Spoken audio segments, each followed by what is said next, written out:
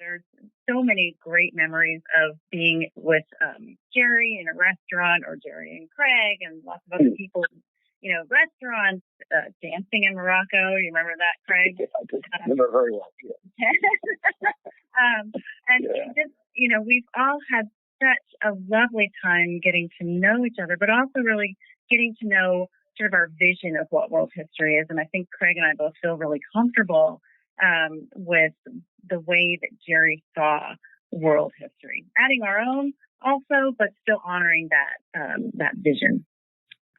As the director, one of my jobs was to go in and watch the sections and watch people teaching, and I was struck over and over again that the impulse to teach world history thematically is a strong one, and I think it's laudable in many ways, but in practice, especially for freshmen, but I think this is true for upperclassmen as well. When I found traditions and encounters, I thought, oh my gosh, this is the perfect marriage of looking at themes, but also getting into some detail about a narrative about each place. There are a number of things that are different because I think Craig and I were busy bringing a lot of things up to date in the book. Scholarship of the last 15 years in particular, we both tried very hard to make sure that was represented throughout all of the chapters.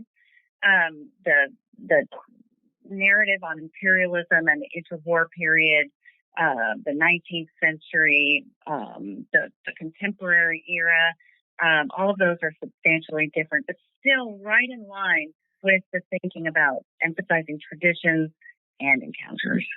The collection of primary documents that we put in here, I think, are fascinating and very rich. So this one book is like the go-to place for everything, almost everything you need, in terms of ancient source material, modern interpretations, superb illustrations and maps and so on. And they've all been updated as well. I've got my students sitting there. We just launched straight into serious discussion of these historiographical debates and interpretations and so on that they've now been primed and ready to take up, right? Because the book just offers so much detail and so much interest, I think.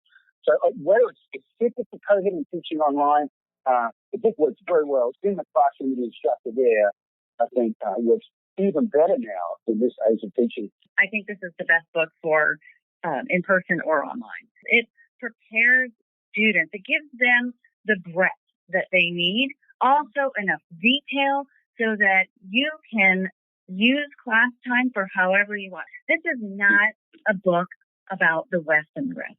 It never has been, and we have continued to ensure that does not become the case. It's really a world history in the most inclusive sense. Coverage of that particular great exchange network, and the way that Jerry and Herb, I should say, have set it up so that we introduce to all these rich cultures and what they've been achieving. And then, as I said earlier, then suddenly they're brought together through a bunch of serendipitous circumstances. Suddenly, East Asia is connected to Central Asia and the Mediterranean. And the coverage of that in this book is, as probably was saying before, it's thematic in that it explores the Silk Roads over sort of long periods as a theme, right? But because you've had this chronological setup, you suddenly realize how important it is that East Asia has now joined the sort of pre-existing exchange network. I'm proud of all of these ancient chapters. I think they're all very rich in narrative and detail, and bring the stories, as I was saying, very much up to date in terms of scholarship. What I really love about this book is the way that it brings in research from the field of world history into the textbook itself. Students often just come to college with these assumptions because that's the kind of thing that they were taught in high school, or just because they were not problematized enough while they were in high school, that the book challenges. And that's all based on really fresh research by world historians. We've added this feature throughout, what's left out. So every chapter, there's a little discussion of some aspect of history that has not been included in the narrative, but in fact is fascinating, and I think fascinating particularly in terms of engaging students in discussion. I think students will find that really engaging. And so throughout every chapter, there's sometimes slightly controversial, but certainly ambiguous topic that's discussed. But that's going to allow students to really engage their sort of critical thinking skills. So for me, that's one of the most important new features. The things that get me excited about history have to do with primary sources and thinking about, how do we interpret things? So we already have this thing called connecting the sources where we give students some sources and we really let them sort of problematize and come up with questions. But then we decided to add what's left out, which I also, like Craig, I love because it allowed us to basically say to students, okay, we know this is a textbook and we have to do certain things in this textbook, but here's the kinds of things that we'd be doing as historians in a class where we would be delving into these things. Here's some stuff maybe you hadn't really thought about. Just letting students know that this is just a textbook. This is not history. I mean, history is not finished when you read a textbook. There's so much more out there.